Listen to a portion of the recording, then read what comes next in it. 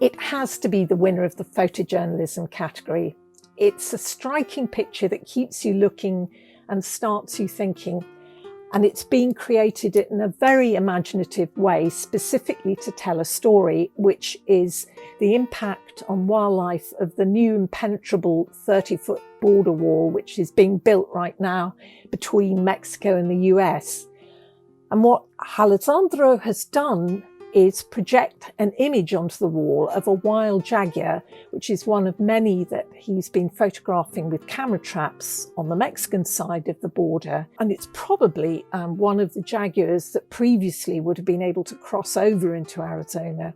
And then he's used a long exposure to capture a star-filled sky overhead, and a sky that has no borders. What he's made is an unforgettable symbol of the final end to jaguars crossing back over into the southern US.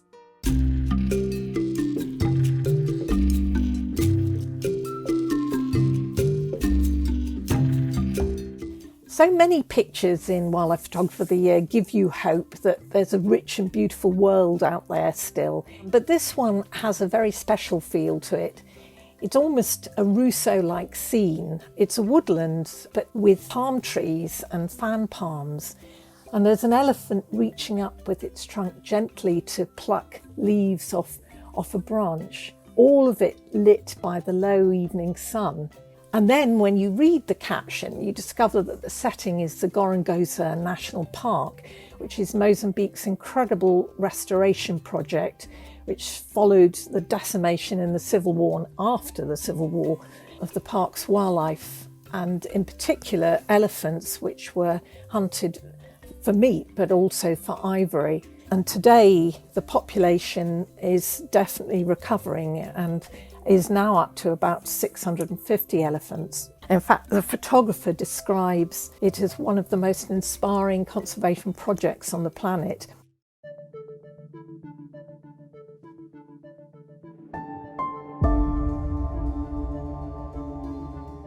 So many pictures in the competition show you places you've never been to and others that you never will. This is one of those. It's Marion Island, which is an incredibly remote storm-blown volcanic island in the Indian Ocean, which is nearly 2,000 kilometres off South Africa, inhabited only by seabirds. And here you can see the macaroni penguins, which are nesting here. The photographer would have needed a special permit to land and would have taken days to sail here. So this is a very unique picture, but it's also very carefully composed. There's a whole story here. You could see out to the ocean where these macaroni penguins would normally live for most of the year. And in the amphitheatre below, you can see hundreds of penguins on the terraces. What I wondered when I first saw this was where the penguins were going and why. And the clue was the feathers, which are scattered like confetti on the ground. In fact, the penguins have obviously finished breeding and they've been molting. And in this picture, they're actually coming back from bathing in the sea, probably ridding themselves of irritating feathers. They molt before they finally return to sea. So the photographer was very lucky to get this shot because, in fact, it was a window of good weather. And then the very next morning, a major storm rolled in and all the penguins left.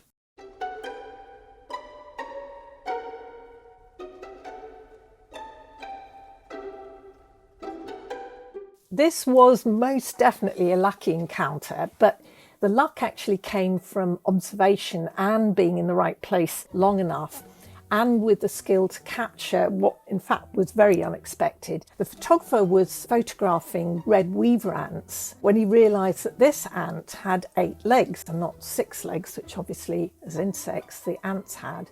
It's in fact a spider that mimics the ants, which it preys on. And Mr. Bezois got his winning portrait by having foresight to unscrew his lens, reverse mount it, and so he could focus right down on what is a very tiny subject. It's just 5 millimeters. And you can see how small it is because you can actually see all these little hairs on the leaf. And as the spider focused on what it was obviously seeing a reflection of itself, but looking like another spider. You can see that because its legs are up in some kind of warning display. Mr. Biswas focused on it and its wonderful face.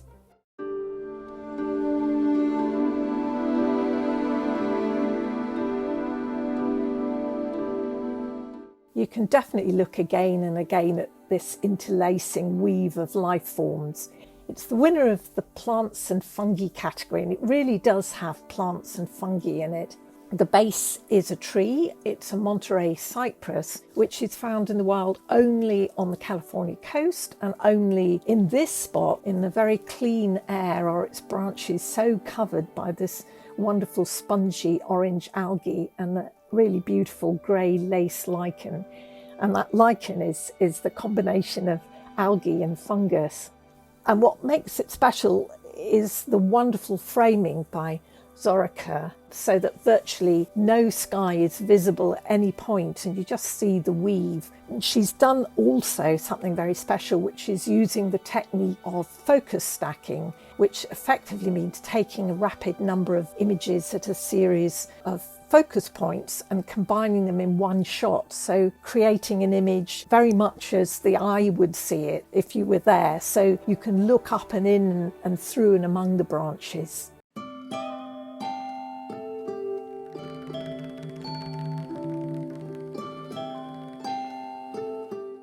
Of course, it had to be the moment, which is the grand title winner. Every time we looked at it in judging, everybody just couldn't help exclaiming. And of course, it's because of the expression of the marmot and its pirouetting posture, which is comical, and also the expression of that strange wolf-like Tibetan fox. But there's also tremendous energy between the two of them, with their paws raised. A truly frozen moment of a life and death story. It also, I think, meets the test of a really great picture, which is you can look at it again and again. One question that everyone always asks is, did the marmot make it?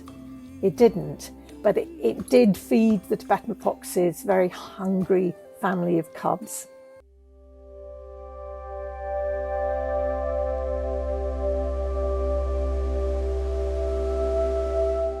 Well, I would never tire of looking at this photograph. It's fascinating as well as beautiful, a really wonderful, strange sea creature.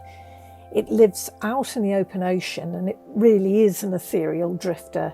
It's a kind of comb jelly. Apparently this one was about 25 centimetres wide. Here it was photographed far out in the Mediterranean Sea.